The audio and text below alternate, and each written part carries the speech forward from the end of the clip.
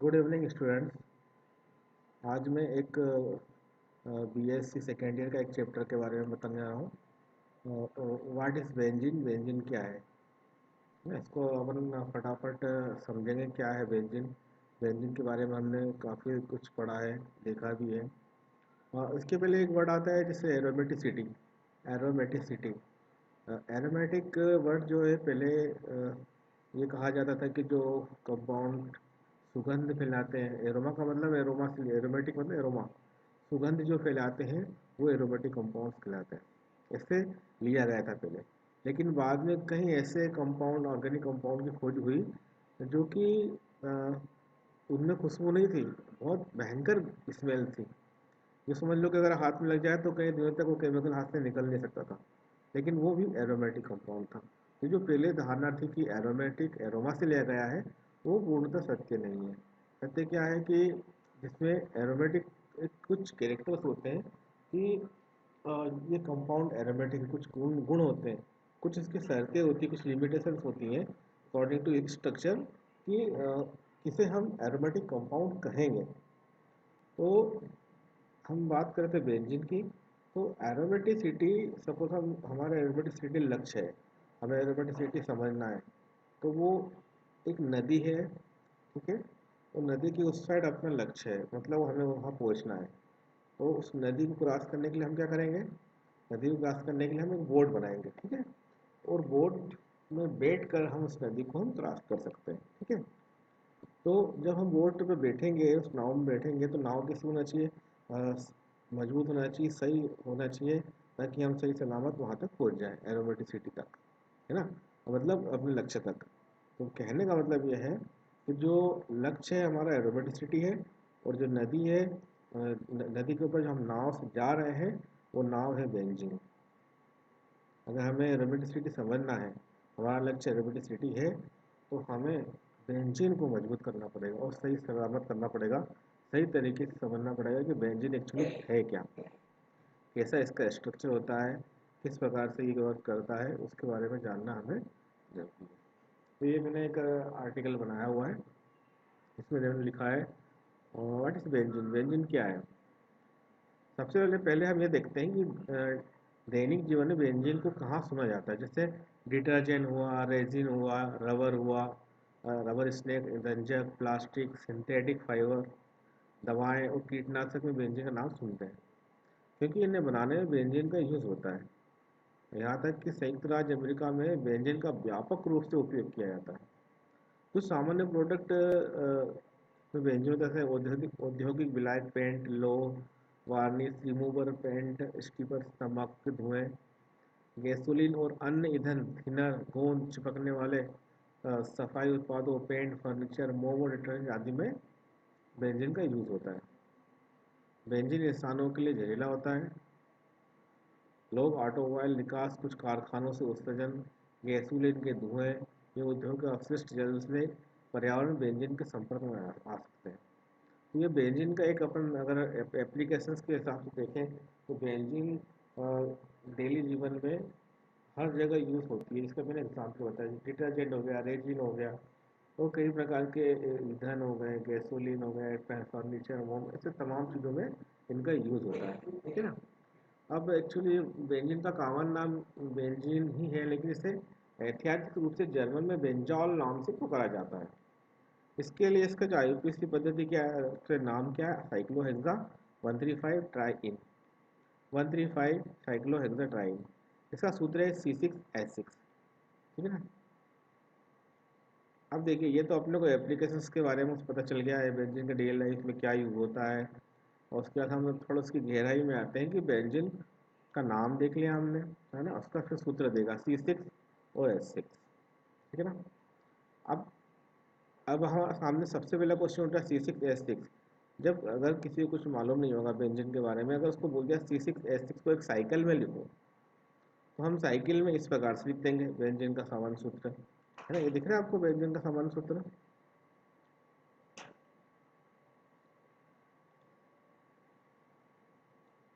ये देखिए, मैं थोड़ा क्लिक किया तो कोई गायब हो गया था, वापस लाता हूँ। मैं एक्चुअली उसको थोड़ा बड़ा करना चाह रहा था। देखिए इसमें ये इसको साइक्लिक फॉर्म में हमको लिखना है C6H6, है ना। और तो 1 2 3 4 5 6, ये 6 कार्बन आपको दिख रहे हैं, हाँ? और 6 कार्बन से हाइड्रोजन जुड़ गए हैं, ये बन गया C6H6। अब क्वेश्चन ये उठ रहा है कि ये अब क्या बेंजीन का सामान्य सूत्र ये है ना। बेंजीन का जो स्ट्रक्चर है वो इस प्रकार से होता है क्या, होता है ना, C6H6। इसमें लेकिन कुछ कमी है क्या, इस चित्र में क्या कमी है, थोड़ा सोच के बताइए, ठीक है ना। थोड़ा ध्यान से देखिए इसमें क्या कमी है। कमी क्या है, ये देखो मैंने नीचे लिखा है, जो कार्बन की संयोजकता या वैलेंसी 4 होती है, ठीक है ना। हम जानते हैं कि संयोजकता 4 मतलब हम अपने चारों ओर से 4 बॉन्ड से जुड़ा होता है, वो कैसे भी हो सकते हैं। देखिए कार्बन जो है ना, जो बेंजीन, कार्बन की वैलेंसी 4 होती है, तो अपने तरफ चारों ओर से कैसे जुड़ा होगा, 4 बॉन्ड से जुड़ा होगा, 1 2 3 4, ठीक है। चाहे वो डबल बॉन्ड हो ट्रिपल बॉन्ड हो, एक साइड ट्रिपल बॉन्ड हो सकता है, एक साइड सिंगल बॉन्ड हो सकता है, 4 हो जाएगा। दोनों तरफ डबल बॉन्ड होकर 4 हो जाएगा, या चारों अलग अलग सिंगल बॉन्ड होकर 4 हो जाएगा। लेकिन वैलेंसी संयोजकता कार्बन की 4 होती है, मतलब 4 होती ही है, 4 से 5 नहीं होगी, है ना, और 4 से 3 नहीं हो सकती, 4 ही होती है संयोजकता, 4 बॉन्ड जुड़े होते हैं। तो इसमें कमी क्या है कि कार्बन की जो वैलेंसी 4 होती है वो सेटिस्फाइड नहीं है। सूत्र तो हमने सही लिख दिया C6H6, लेकिन कार्बन की वैल्यू से देखने जाए तो कैसे लिखेंगे, यहाँ 1 2 3, 1 2 3, 1 2 3, केवल 3 ही है वैलेंसी कार्बन की, चौथी वैलेंसी कहाँ गई, ठीक है ना। 4 होना चाहिए, ठीक है ना। देखो 4 किस प्रकार से हो सकती है, अगर देखा जाए तो अगर हम देखें कार्बन की वैलेंसी 4 है तो चारों तरफ से एक सिंगल बॉन्ड से जुड़ा हुआ है, इसको बोलेंगे संतृप्त, ठीक है ना। जब सिंगल बॉन्ड होता है इसको हम एन बोलते हैं, एल्केन, ये होता है सेचुरेटेड, संतृप्त, इसकी वैलेंसी सेटिस्फाइड है प्लस सेचुरेटेड है। जहाँ डबल बॉन्ड या ट्रिपल बॉन्ड लग जाता है तो वो हो जाता है असंतृप्त। अब देखिए यहाँ पर डबल बॉन्ड, यहाँ डबल बॉन्ड, कार्बन की वैलेंसी 4 हो गई, ठीक है। यहाँ ट्रिपल बॉन्ड में सिंगल बॉन्ड, कार्बन की वैलेंसी 4 हो गई। बेंजीन इस प्रकार से बना हुआ है, 1 2 3 4, बेंजीन में इस प्रकार से है, 1 2 3 4, तो इस प्रकार से 4 कार्बन की वैलेंसी होना चाहिए, ठीक है ना।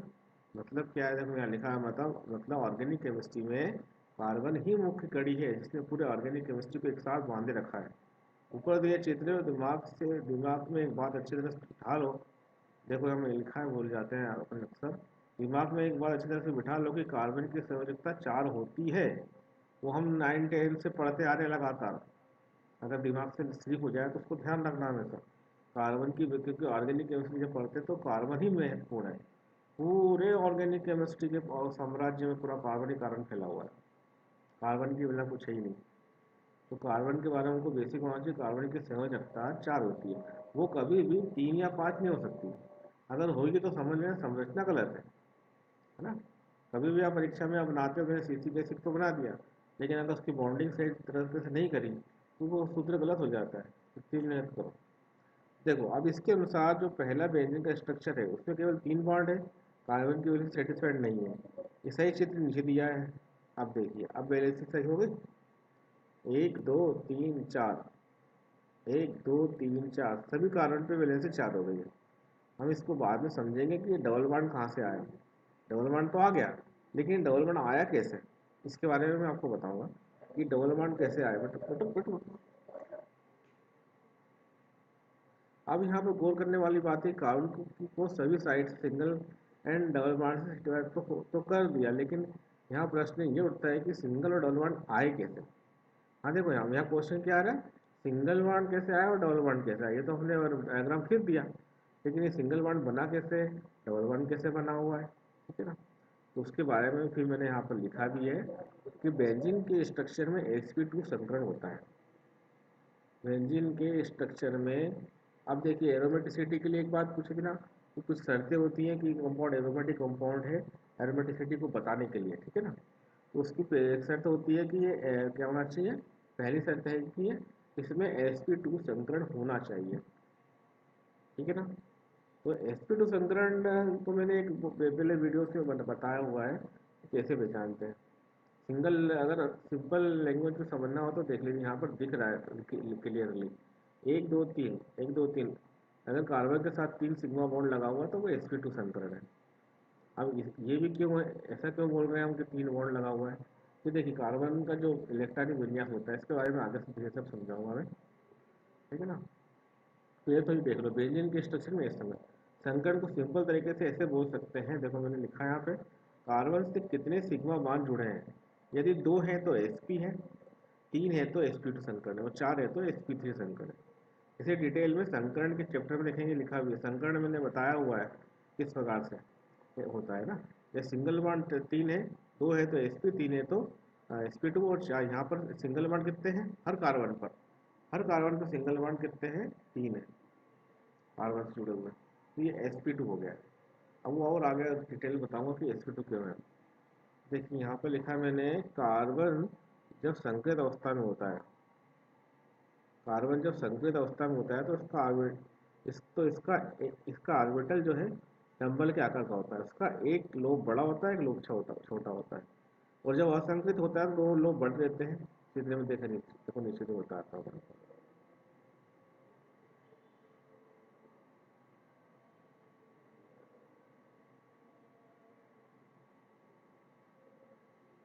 ये देखो, ये नीचे दिख रहा है ना, ये जब हाइब्रिडाइज होगा तो ये इस प्रकार से दिखाएगा, एक ये ब्लॉक जो डम्बल्स होते हैं ना, डम्बल्स का एक भाग बड़ा हो गया, एक भाग छोटा हो गया, उसको बड़ा लोग बोलते हैं, छोटा लोग होते हैं।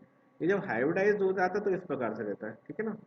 जब अनहाइब्रिडाइज रहेगा ऑर्बिटल तो कैसा रहेगा, ये ऐसे दोनों डम्बल जैसा होगा, डम्बल तो देखा है ना आपने, ये डम्बल के आकार का इस टाइप से रहेगा अगर वो अनहाइब्रिडाइज रहता है, और हाइब्रिडाइज होता है तो इस प्रकार से होता है, ठीक है। अब हम देखते हैं कि इसमें ये देखिए बेंजीन का सिंगल बॉन्ड और डबल बॉन्ड किस प्रकार से बना है, ठीक है ना। तो यहाँ हम जानते हैं कि sp2 संकरण होता है, तो संकरण मतलब जो संकट अब ऑर्बिटल कौन कौन से हैं, sp2, 1s2, 2s2, 2p2, है ना। 3 बॉन्ड होते हैं यहाँ पर, एक हो गया, 2 और 3, 3 सिग्मा बॉन्ड, मतलब एक लोग बड़ा एक लोग छोटा, ये छोटा बना हुआ है, एक लोग बड़ा और एक लोग छोटा, ये सब हाइब्रिडाइज कंडीशन में, ठीक है ना। तो ये इसको बाद में देखेंगे, जो ऑरेंज से बना है उसको बाद में समझाऊंगा, पहले जो ये ब्लू पेन से बना है उसको देखो ध्यान से, एक लोग बड़ा एक लोग छोटा है, ये 3 हाइब्रिडाइज ऑर्बिटल्स हो गए ना। तो एक ऑर्बिटल ऑर्बिटल जुड़ा, ऊपर से जुड़ा हुआ हाइड्रोजन के साथ, तो हाइड्रोजन का किस प्रकार से ऑर्बिटल होता है, गोलाकार होता है, और इसका डंबल होता है, एक लोब बड़ा एक लोब छोटा, ठीक है ना।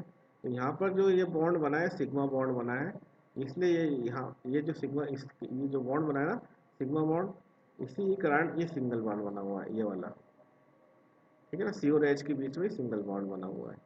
उसी प्रकार से देखिए इस कार्बन के ऑर्बिटल के साथ यहाँ पर दोनों के बीच में ओवरलैपिंग हुई है ना। इसके पास सब सभी कार्बन के पास 3 3 दिख रहे हैं ना, हाइब्रिड हाइब्रिड ऑर्बिटल्स, जिसमें एक लोब बड़ा एक लोब छोटा सब कार्बन पे दिए हुए हैं, ठीक है ना। और सभी के तीन तीन तरफ से बॉन्ड निकले हुए हैं, मतलब एक तो इस कार्बन के ऑर्बिटल से हो गया, एक नीचे वाले कार्बन इसका इस कार्बन से हो गया, और इस कार्बन का इससे हो गया।